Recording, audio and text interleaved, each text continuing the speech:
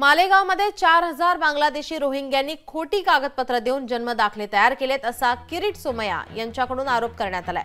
त्या सगळ्यांची चौकशी होणार, त्यांच्यावर फौजदारी कारवाई होणार आणि त्या सगळ्यांना बांगलादेशात परत पाठवलं जाणार असं किरीट सोमय्या यांनी म्हटलंय। मालेगाव येथे 4000 बांगलादेशी रोहिंग्यांनी खोटे कागदपत्र देऊन जन्म प्रमाणपत्र मिळवलेत। त्या सगळ्याची चौकशी होणार, त्यांच्यावर फौजदारी कारवाई होणार, त्या सगळ्यांना बांगलादेश परत पाठवले जाणार। तहसीलदार, नायब तहसीलदार सस्पेंड झालेत। या 4000 लोकांना त्यांच्या मागची जी गँग आहे सगळ्यांवर कारवाई होणार।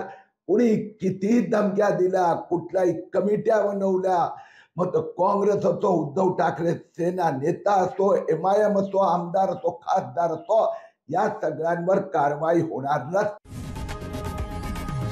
लोकशाही मराठी ऐका, पहा, जागरूक रहा।